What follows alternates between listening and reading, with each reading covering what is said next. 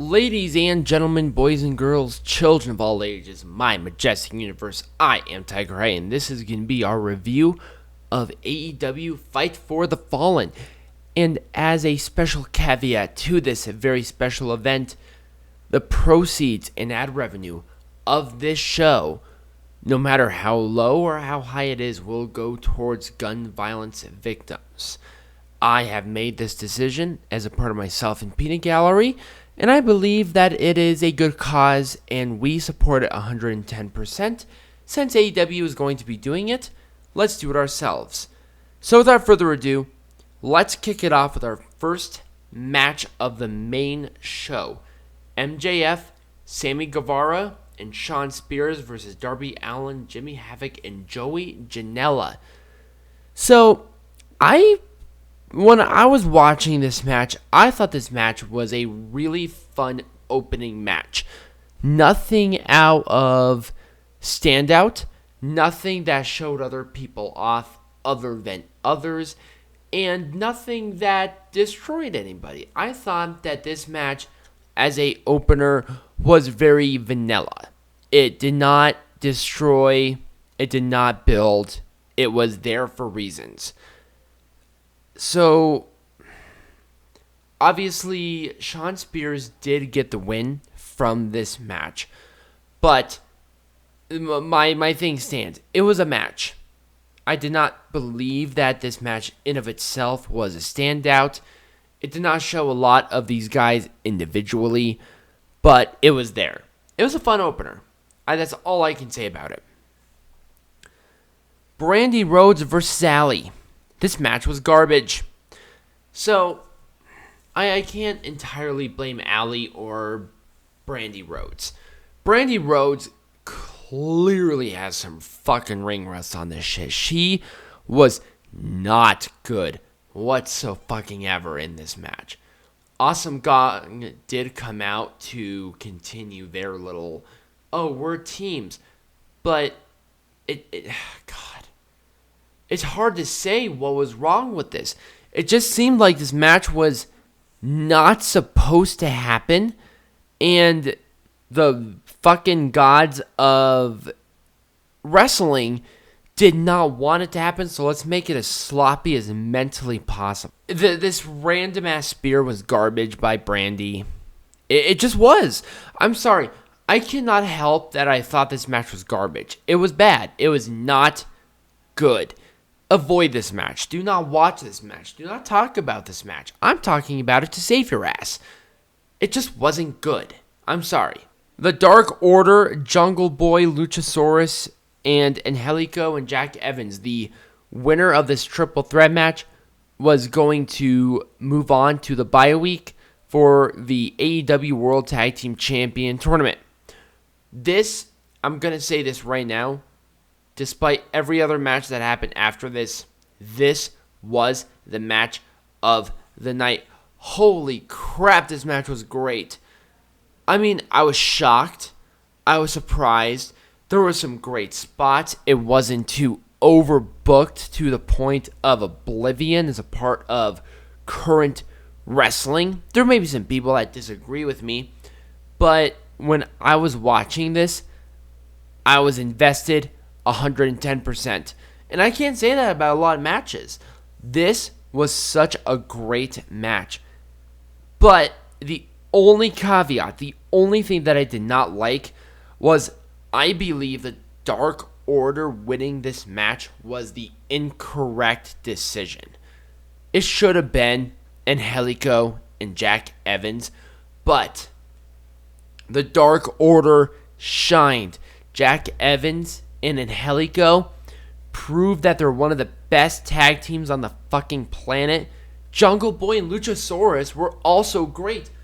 This showcased the tag team division in AEW so goddamn well. I couldn't even remotely, despite my expert advice, portray and convey to you how awesome this match was. I couldn't give this match enough praise. It was that good. Holy shit. Peanut Gallery and I were amazed. And we even agreed at the end that this was the match of the night. But I talked about it enough to a point. Peanut Gallery will have his own little review after the fact, after my review. But we're going to move on to the next match because I think the next match is important, kind of. Adam Page and Kip Sabian. I was watching this match. This was weird. I got bored. I got bored of this match. It went way too long to what it was. Kip Sabian and Sammy Guevara's singles match was better. The Fatal 4-Way match 2 weeks ago was better. These two had good chemistry, but not great chemistry. And that might be me being biased just overall as a guy who's been watching wrestling for as long as I could talk and has seen some of the greatest matches of all time live. I was there at Double or Nothing. Double or Nothing. I'm just shooting the shit at this point. I'm just going to let it go. Because I think you guys deserve that, and I think you guys appreciate that. These two did a good match. This was a good match. But there was something off about this match. I can't point it out, but there was something off. Adam Page did win this match with the Deadeye. Jericho did attack dressed as a creeper from the Dark Order, which I thought was kind of fun. But I just kept thinking, there's something wrong with this match. I don't know what it was. It was weird to me. SoCal Uncensored and the Lucha Brothers. Now, this was a really good match. I loved this match. The Lucha Brothers looked really cool in their entrance. SoCal Uncensored repping the Carolina Panthers colors. And these two had, all four of these guys just had a really good chemistry. Now, Christopher Daniels, maybe as a part of this match, would have been better with Daniels and Kazarian. But Daniels' very brief interaction with this match really built a story, really progressing the tag division in this company as a staple of the company itself is great, but this kind of had the same thing with the last match with Kip Sabian and Adam Page. There was something missing from this match, and I can't entirely point it out. The same thing with the last match. There was something there that should have been, but it wasn't. And there was a lot of points in this entire show that I had this feeling that it was a good match, but there was something off. These guys had great chemistry. They had a really good match. But there was this one entire aspect that could have changed the entire complexion of the match. The Lucha Brothers did win with the Lucha Driver. The Lucha Brothers did challenge, I believe, the Young Bucks at All Out in a ladder match, actually. And I'm okay with that. The ladder did get involved. They challenged. Boom. Easy. Done. Nothing wrong about this, and I'm happy with it. Now, this was the best singles match of the night. Cena and Kenny Omega. Holy crap. Now, these two had chemistry. There was nothing wrong with this match. So crisp. There was a lot of good brawling.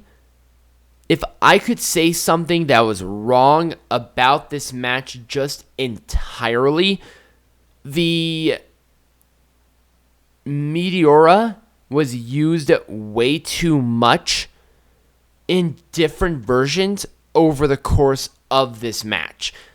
Now, you can take that as a negative. You can take that as a positive. For me, it watered down to the move to a point where I would be skeptical if CIMA won with it again. Now, he obviously faced Kenny fucking Omega in this entire thing. And Omega did win with a V-trigger and one-winged angel. And I expected that. He was my prediction to win this match. But the Meteora, the move that CIMA has won multiple matches with, was used in multiple variations and still did not win. I don't know. I am under the entire understandable and good logic that the finishing maneuver, your finisher finishes the match. The one-winged angel is something that Kenny Omega hits once and that's it.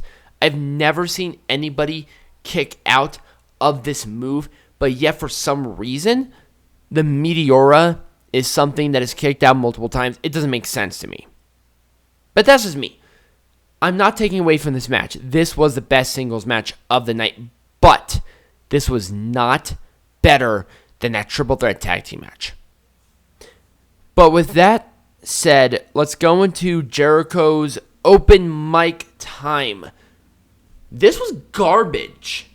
I did not like this whatsoever. I thought that the entire aspect of this was very written. Adam Page came in and attacked Jericho before Jericho really had the opportunity to say anything. This wasn't good. I did not like this. Jericho could have gone until All Out to appear. And if he stopped with the attack before, that would have been fine. This hurt him more than it helped the rivalry. I'm sorry, I did not like this.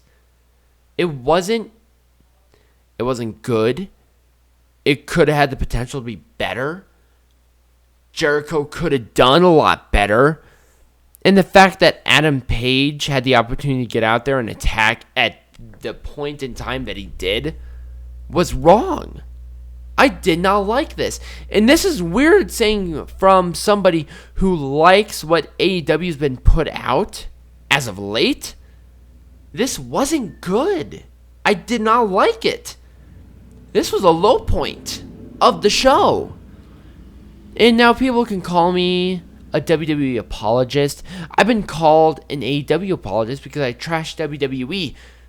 The problem is I trash bad wrestling. I trash bad promos. I trash bad storylines. This did not feel entirely thought out, in my opinion. It was not good. I did not like it.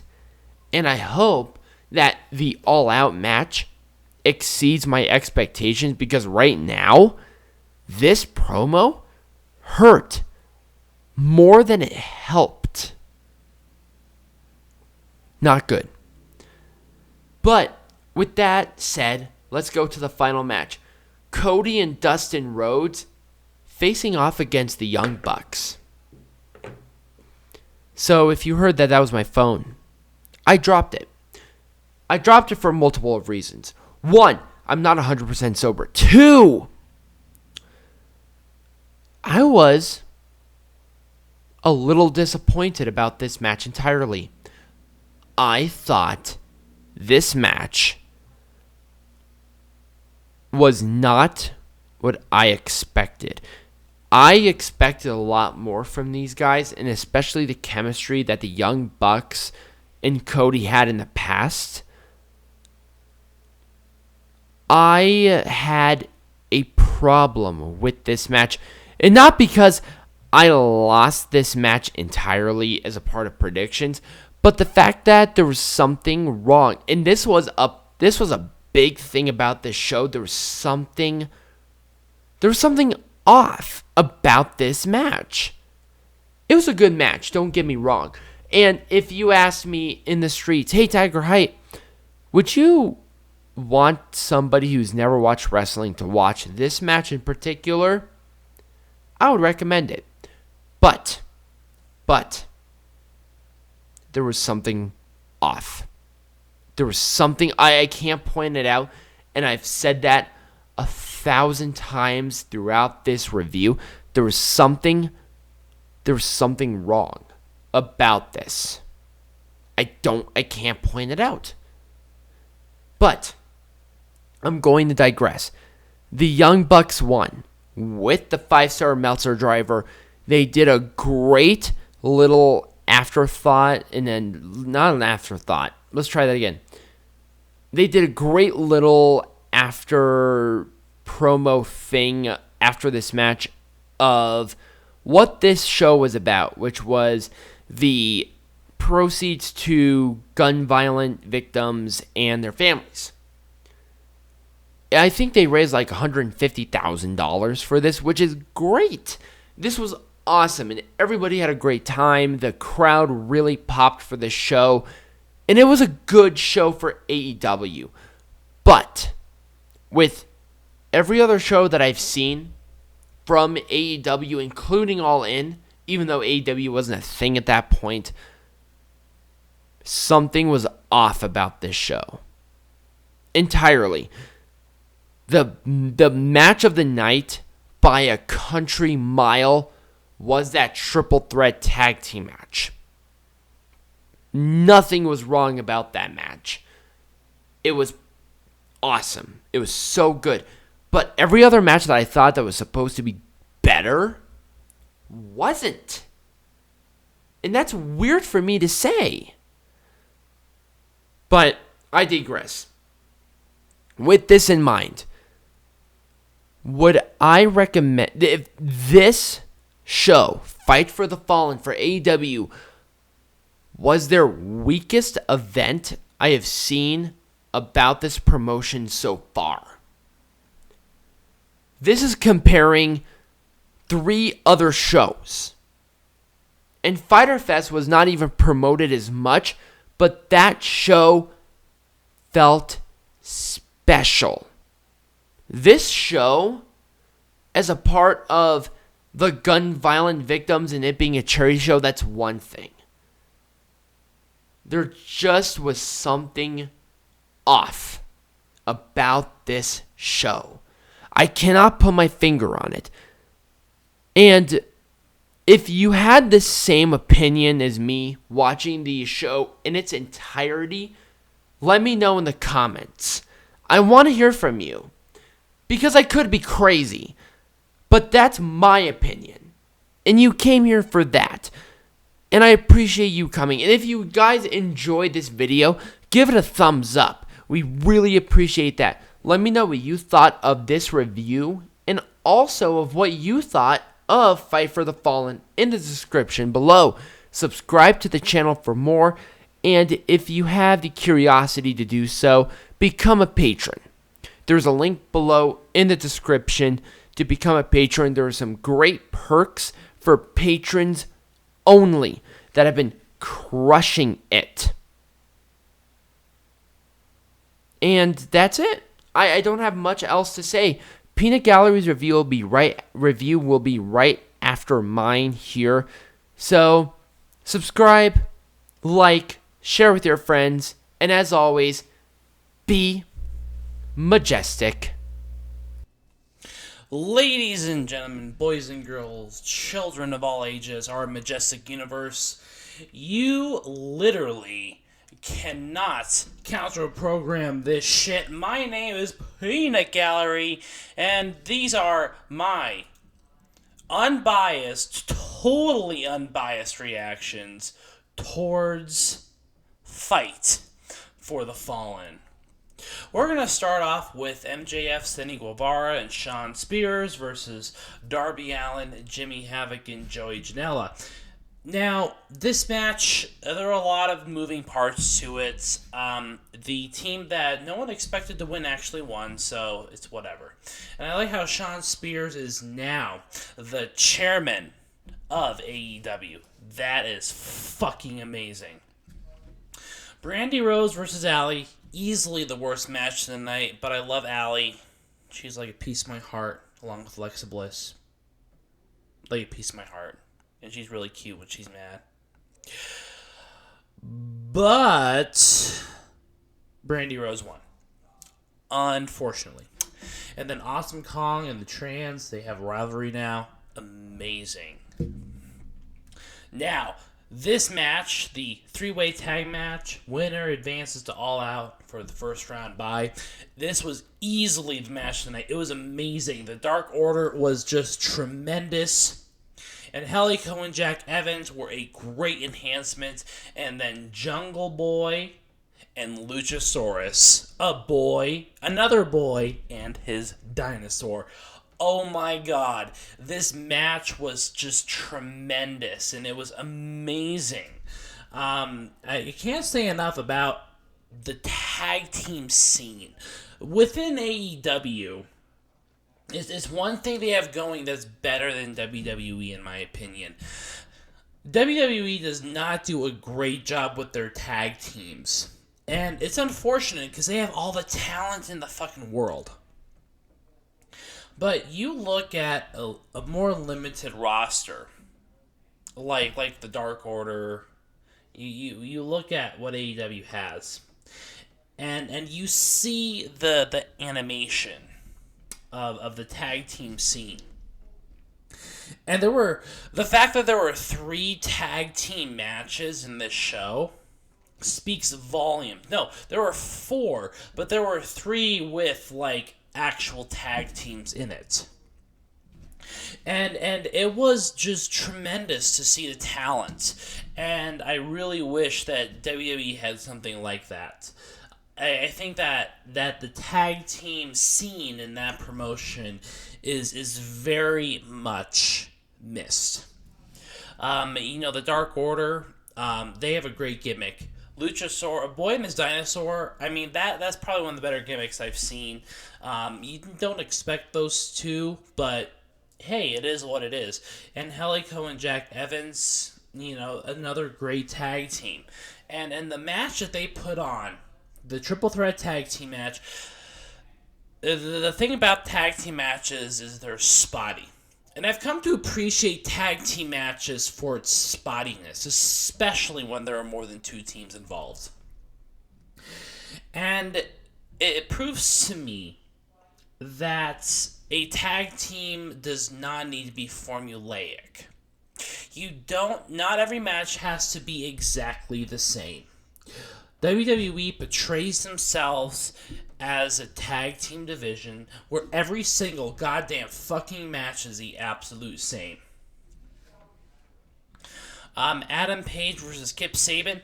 Now, the Dark Order and Helico and Jack Evans and a boy and his dinosaur was easily the best match of the night, but this one is a very, very close second.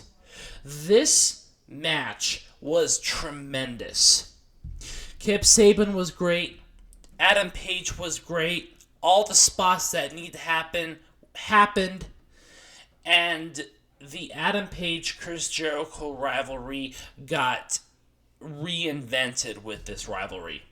I really had my doubts as to what this world title match means. But I think that Chris Jericho and Adam Page are trying to bring dimension into it.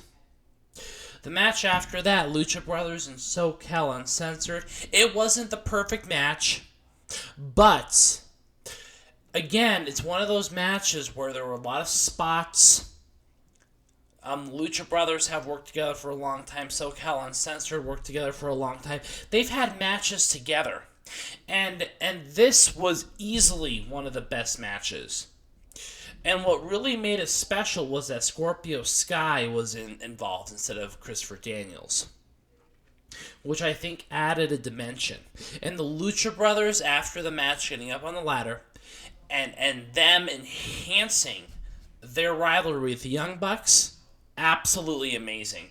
And I cannot wait to see that match happen. It's going to be a ladder match. And I don't know if it's going to be for the AAA Tag Team Champions, but I'm pretty sure it's going to be. Kenny Omega and CIMA, again, a tremendous match. And what I mean by that is that the match had a lot of elements in it that just made for good chemistry. It's almost like CIMA and Kenny Omega have been working together for a long time. I don't know, I don't believe that this is their first match they've had together, but if they did, oh my god. I mean, you can see the style of wrestling that Kenny Omega and CIMA bring to AEW, and you know that the product is different. And then the last match of the night, the Young Bucks versus the Brotherhood. The Young Bucks, in my opinion, are one of the best tag teams out there. And they can beat any WWE tag team that you can throw at them today.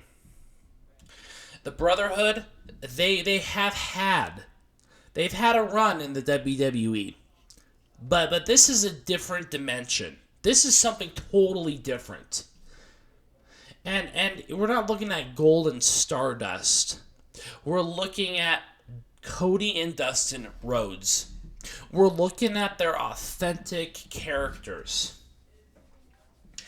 And Kenny Omega and Chris Jericho, they're the Adam Page and Chris Jericho. So between the Kenny Omega and the Young Bucks match, Chris Jericho came out and he had his open mic session. Now, I thought that he was going to rip on WWE for certain things. But what I saw was that he was attempting, or he had enhanced the animosity between himself and Adam Page.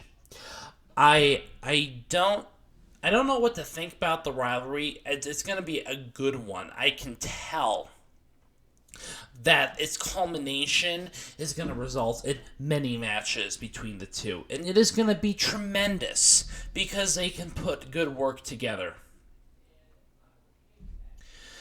I was surprised that Jon Moxley was not at the event and did not attack Kenny Omega. I do understand that he is currently in Japan, or being preoccupied with that tournament because he wasn't allowed to fight in the States. But I know that is also going to be another great match. And then the Dark Order, I believe that they are going to be facing... I can't remember the name of that team, but that match is also going to be pretty good. And then you got the Lucha Brothers versus the Young Bucks in a ladder match, potentially.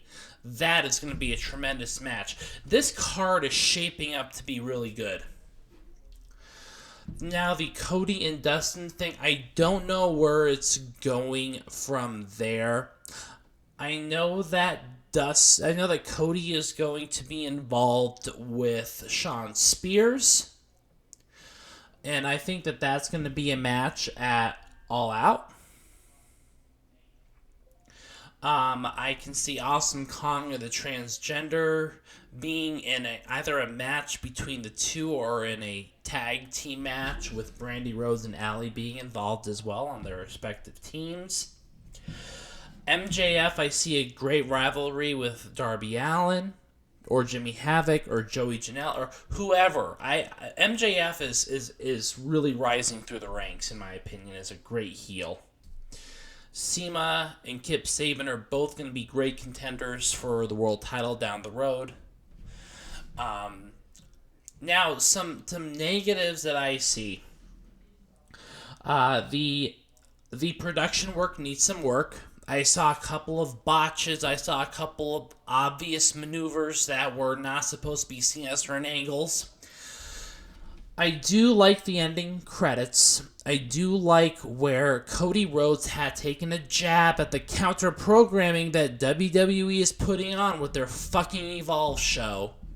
We did do predictions on it, but we don't bother watching it because they are assholes for doing it. Sorry, Trips. Just an asshole move. And you know, even Renee Young knows that this is an asshole move. So fuck your show. Seriously. Go fuck yourself. I I do like the cause, and I'm really hoping that these causes are a major part of AEW's. It doesn't have to be every single month, but like go to shows, do a super show, and donate money. I mean, there's not a problem with doing that. I think that is a very wonderful cause. The ref work was great. I didn't see a lot of issues with it. I saw a lot of control problems.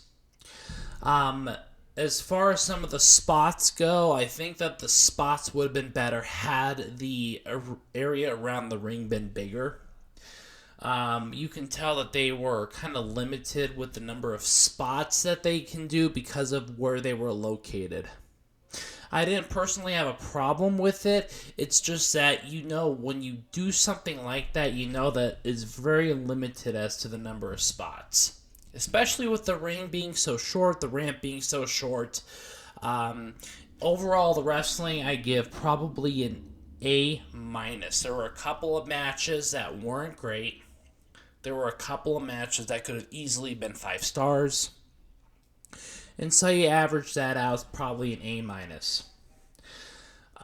The production work is getting better. You can see it getting better and better with time and with age. I do like the involvement of Shad Khan, who is really putting the money behind it.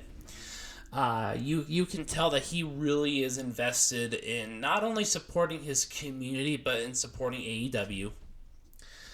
And overall, I thought it was a great. I think that we could have done without Fyter Fest, but Fight for the Fallen was definitely one of those shows where you could see some rivalries progressing. And they are definitely going on air in October, and it is going to be amazing. And I cannot wait to see what happens, because whatever happens at All Out is going to affect what happens on TV. Anyways, thank you very much for listening. Do not forget to like and subscribe. And as always, I am the majestic champion of the world, Peanut Gallery. I put my title line tomorrow. Night.